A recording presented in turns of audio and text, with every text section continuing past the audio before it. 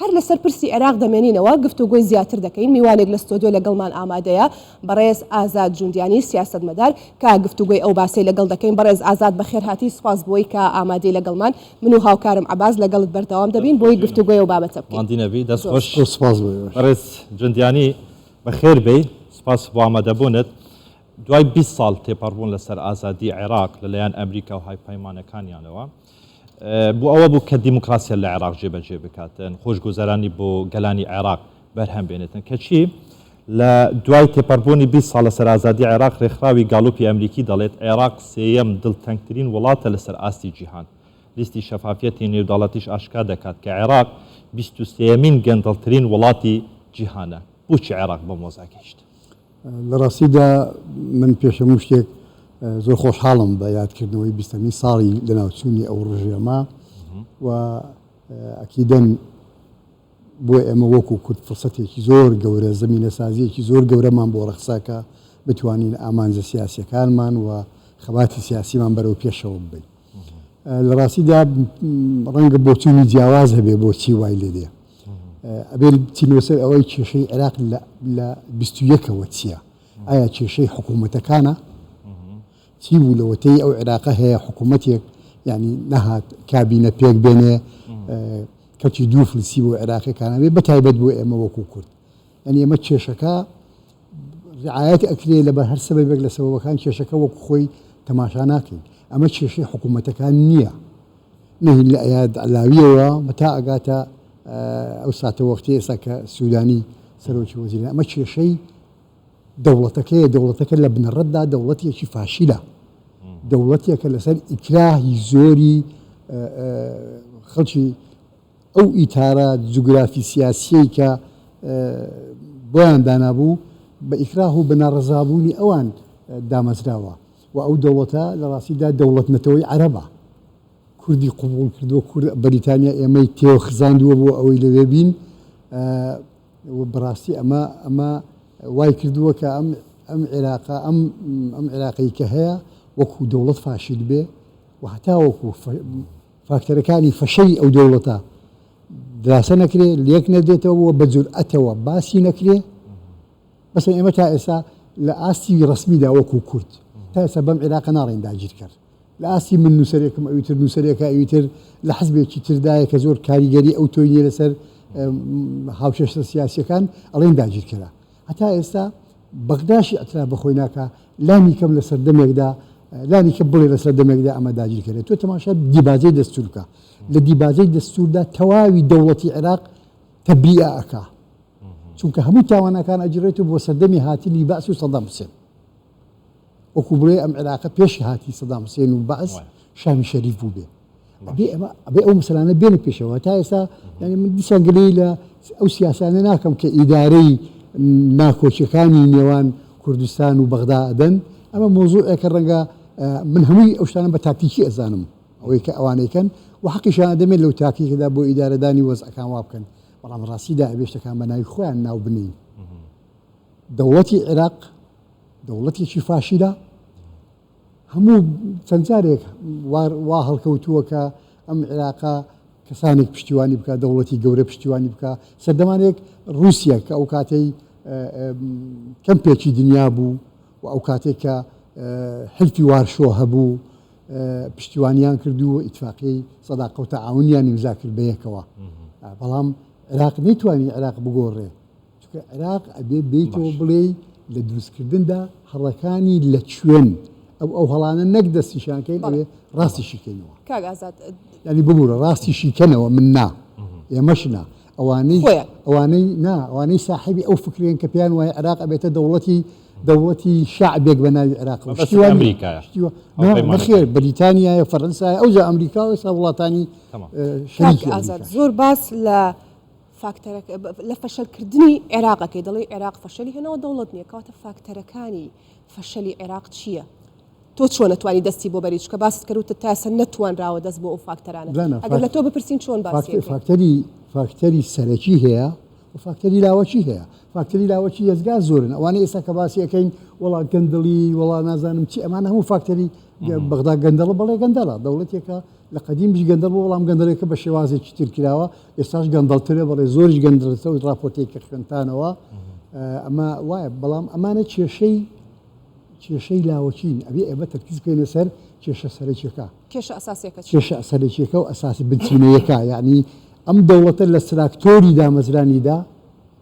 فەشەری تایە نقاتی ڕوخانی خۆی تایە نقاتی فەشەرهێنانی خۆی تایە فاکتەرەکانی هەموو تایە بۆ نمونە من ئێستا ئەگەر دەماری ئیشارەم بە شتێکدا وتی مەما بە ئیکراه ئەو جوگرافیا حتا ئەو دیمۆگرافیایەکی ئێستا بۆ ئەو دەوڵەتە کۆکراوەتەوە بە ئیکراه دروست کراوە لە سەردەمێکدا بە ئیکراهی کورد هەمیشە کورد لە بە ئیکراه بووە ئێستاش کورد بە ئیکراه بووە لە 2005دا کە استفتا کراوەی جەنابەت باس لێوە کرد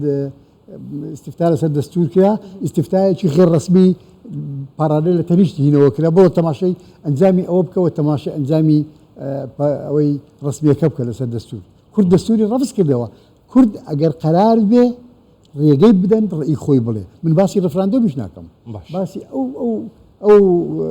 ڕاپرسیە ناڕسمیە ئەەکەم کە لە وەختی ڕفراندۆمی پەسەندکردنی دەستورداکە بەڕێز جوندیانی کورد لە دوای 2023ەوە تا ئێساش ڕۆڵێکی گەورەی بینی لە بنیاتنانی عێراقێکی نوێ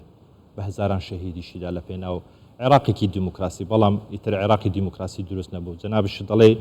عێراق دەوڵەتێکی فاشلە کەواتە لێرەدا کورد دەبێت چۆن مامەڵە لەگەڵ ئەم دەوڵەتە فاشلە بکاتن بۆ ئەوەی مستەقبلێکی ڕۆنی هەبێتن لە ڕاستیدا ڕەنگە وەزەنەزەری جیازیا هەیە من وەزەنەزەری تایبەتی خۆم ڕەنگە هەبێت من جارێ لەوە ناگەم چۆن تعامل بکا لەگەڵ ئەم دەوڵەتە ئەو دەوڵەتە خۆی ناوێت تعامل بکە ئەو دەوڵەتە هات بە جەیش بە حەشدی شعبی مداخلەی لە کارێکی سیاسی و کارێکی ئەوەی پێڵێن مافی مرۆڤ ئەوەی پێڵێن حەقی دیموکراسی لەسەر مەسەلەی ڕفراندۆم کردی لەبەرەوە من ینی نازانم ئێمە چۆن لەگەڵ ئەو بەغدایە تعامل بکەین تعاملێکی بێنەتیجەیە هەمیشە بێنەتیجەیە زۆر جاران هەتا مندەماری شارەتم بۆدا کە لە پێشووتریشدا پێشی هەتا پێشی عەبدولکەریم قاسمیش کە هیم بوو زۆر خەڵکی ئێستا ئەڵێ وەڵا سەدەمی مەلیک دنیا شامی شەریف بووە تا هەندێک خەڵک بە کوردیشەوە هەندێکیان ناوی لێ ئەنێن الزەمن الجەمیل ئاخر زەمەنی جەمیلی چی من جارێک لە گدانەوەیەکم کرد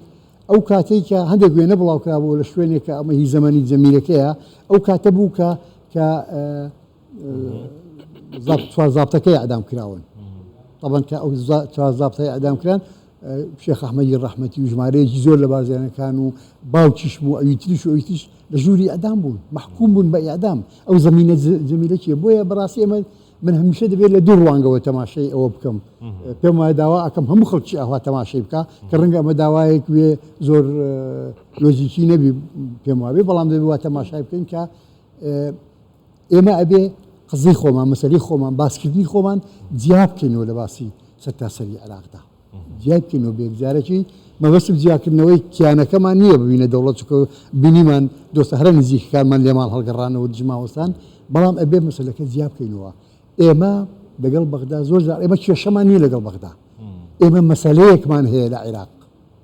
وەک چۆن مەسەلەیەکمان هەیە لە تورکیا مەسەلەیەکمان هەیە لە ئێران مەسەلەیەکمان هەیە لە سووریا کاتێکە برادێکی خۆشمان بەنا ئاگایی بە وشیاریان بەنا وشیاری بڵێ وڵا ئێمە کێشەمان هەیە لەگەڵ بەغدانا ئێمە کێشەمان نییە ئێمە مەسەلەیەکمان هەیە بەغدای ئەترا بۆ مەسەلەی ئێمە ناکە مەسەلەکە چییە کاگاز مەسەلەی کوردە مەسەلەی بڕیاردانی چارەنووسی کوردە بەڵێ وەکو نەتەوای چۆن ئەمە مەسەلەکەمانە ئەمە مۆزوعەکەیە یعنی ئێستا جاری وابینین هەند سوکتریشی ئەکەنەوە هەندێک برادەر وانە من ئەوڕۆ تارێک بخوێندەوە ناوی نابەمی چیە مەسەلەی ئێمە لەگەڵ بەغدا وەکو ئیشکالیە باسەکە ئیشکالیە حکایەتێکی سەیرە تۆ بۆ ینی ئەوەندە مەسەلەی خۆ بچوو بکەیتەوە پێت ناکرێت ئۆکەی پێمان ناکرێت ئەمڕۆ زۆر شت هەیە بکەین بەڵام معنای ئەوە نییە لە ڕووی گوتارەوە لە ڕووی گوتاری فکری وەلانی کەم لە ڕووی گوتاری سیاسیەوە لە ڕووی گوتاری کۆمەڵایەتیەوە کولتوریەوە ئێمە پاشەکشە بکەین لێ باسی دێنێ وەکو مەسەلەی داگیرکردن مەسەلەی ئێمە مەسەلەی داگیرکراوی کوردستانە پێم وایە هیچ چارەسەرێکی بۆ ئەوە نیە ئیلا ئەبێ مقابلەکەمان ئەتراف بەوە بکە کە مەسەلەی کوردستان مەسەلەیەکە لەسەر ئەساسی داگیرکردن ئەو مەسەلەیە دروست بووە ئیلا ئەبێ ئەمە چارەسەر بکرێت بزان لە تووشیا سەردەمێکی زۆر لە ئەتاتورکەوە ئەیان و شێکنی بەناوی مەسلەی کورد ڕۆژێک ئەیانگۆ مەسلەی تەخەلوفە ڕۆژێک ئەیانگۆ مەسائیلی اقتصادیە ڕۆژێک ئەیانگۆ مەسلەی تیرۆرە هەتا ئەو کاتێ ئەردۆغان هاتە دیاربەکر لە 2010 بوو شتێک بوو ساڵەکەم ڕەنگە بیر نەبێ بەجورئەتەوە وتی کورد مەسەلە سیڤار وتی مەسلەی کورد هەیە دانە نەیگۆ کێشەی کورد هەیە تی مەسلەی کورد هەیە لێرە هیچ کەسێک لێرە لە قیاداتی ئێستا لە بەغدان شیعەیە سونەیە چکە هەردووکمان تاقی کردوێتەوە ڕاستە مودەی تاقیکردنەوەی شیعە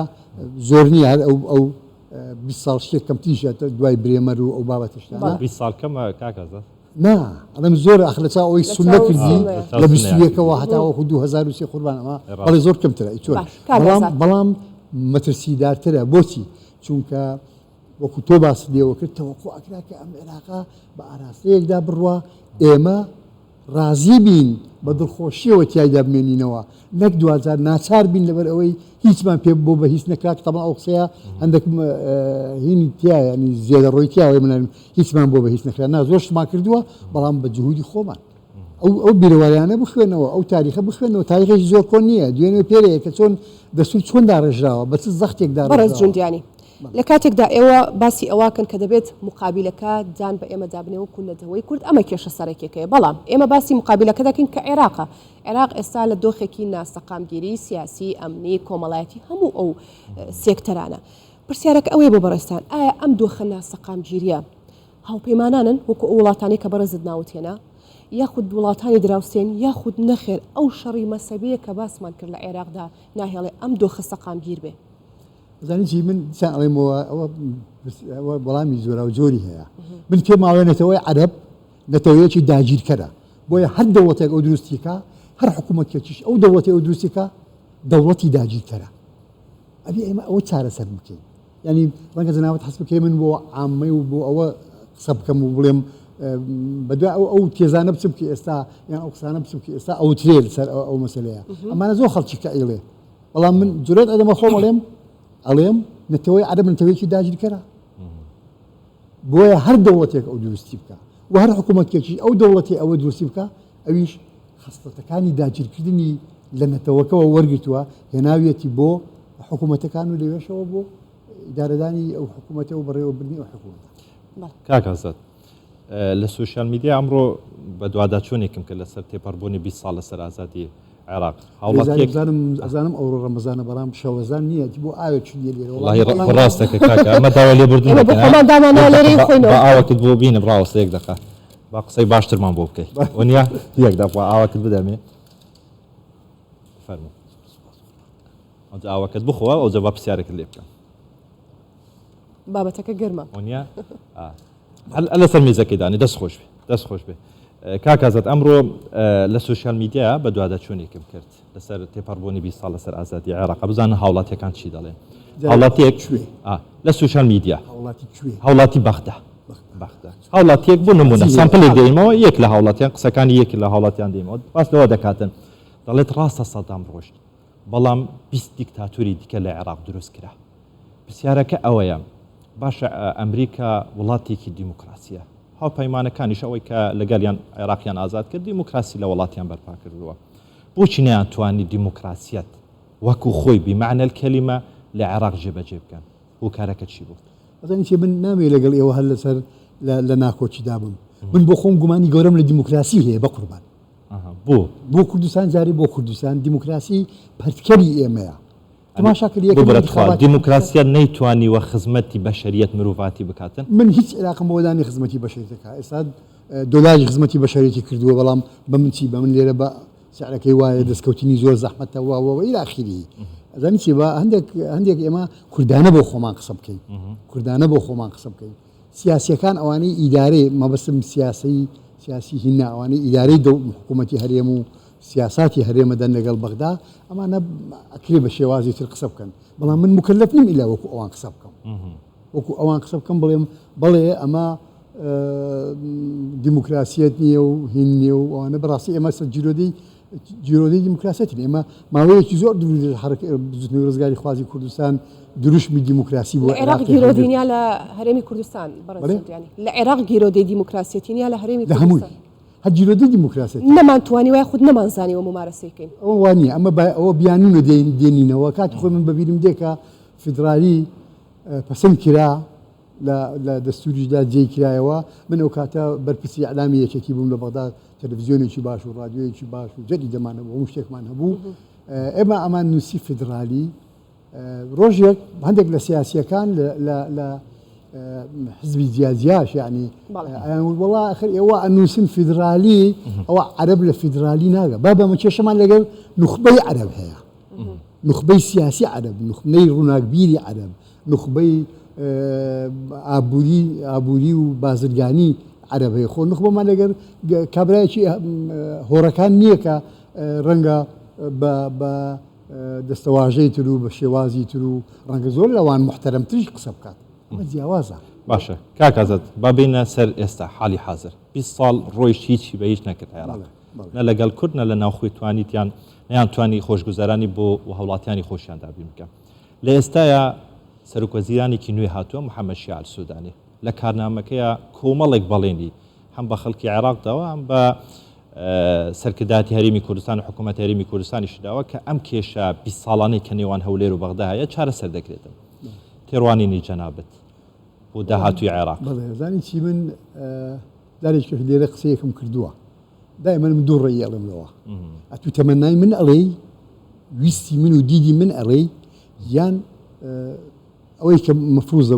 بکرێوانە ئەگەر هەمیان پێ خۆش عێراق قەت چارەسەری کێشەکانی نەبێ نەک ئێمە ئەوان هەچ عێراق بۆ خۆی چارەسەری کێشەکانی نەبێ چونکە من لەگەڵ ئەو تێزەدانیم کە دەڵێ هەر کاتێک بەغدا بەهێزبی ئەمە بەهێزین تاریخی 100 ساڵی ڕابردوو پێچەوانی ئەومان پێڵێ هەر وەختێک بەغدا بەهێز بوو بێ ئەمە بەهێزین ئەمە هاوکێشەیەکی عکسیە هاوکێشەیەکی تەردی نییە نازانم تەردی ئێستا بیرم چۆتەوە بە کوردی چی بووە بەکاربێنم نوێخان هاوکاری بکە لەبەرەوە من بڕوان بەوە نییە ئەو تێزەم لە پەسەند نییە هەتا وەکو بڵێم عێراق چۆن نەتوانێ و یان ئێمە چۆن مەعامەلی بەغدا بکەین و بەغدا چۆن نەتوانێ خۆشگوزەرانی و مەشتانە بێنێتەوە بەڵام ئەگەر عێراقێک دروست بێتن بڕوای بە مافی مرۆڤ هەبێ بڕوا بە دیموکراسیەت هەبێ بڕوای بە عەدالەت هەبێ بڕوای بە ئازادی هەبێتن پێتوانیە ئیتر کوتایی کێشەکان دەبێت خۆشگوزەرانی ڕۆلە هەم هەرێمی کوردستان و هەم عێراقیش دەکاتن زانین بۆچی چونکە ئێمە ببوورە ئەو قۆناخانەمان بە شێوازی تر دیوە بەسەر سەردەمێکمان دیوە حتا لە سەردەمی سەدام حوسێندا لەبەرەوەی شەڕی ئەکرد و شەڕ لە شەڕێکدا بوو پێویستی بەوە هەبوو خەڵک گلەی لێ نەکا و لێ ناڕازی نەبی خەڵک زۆر تێر بوو یعنی لە بەرازیل مریشی بۆ دێنا بۆی لێرە تەوزیعە کرد بۆیان بەڵام 2000 بینیمان نەخێ ئەمانە نایەنە دیزانین چی قوربان ئەو شتانی تۆ ئازادی و دیموکراسی و خۆشگوزەرانی وانە وەڵاهی ئەمانە بۆ نووسین زۆر خۆشن بۆ دەربڕینی زۆر خۆشن ئەمە ئاسان نییە یعنی ئەمە نازانم ئەمە لە دەوڵەتێک ناوەشێنمەوە کە دەوڵەتێکی داگیرکرد بێ ئەو جگە لە ئێستا دەوڵەتێکی دینیشە سنە هیچ لێ ڕازی نییە سنە ئێستا دەستخۆشکان لە مووسڵتیەوە نزیکی خۆتانە بڕۆنە مووسڵ بزانن حەجدی شعبی حاکمە یان دەوڵەتی عێراق قیامەکەت گەیشت بەڕێز ئازاد جوودیانی سیاسەتمەدار گەلێک سوپاس بۆی ئامادەبوویت و سوپاس بۆ شرۆڤەکانت دەستخۆش سپاس بۆ ئامادەبوونەتە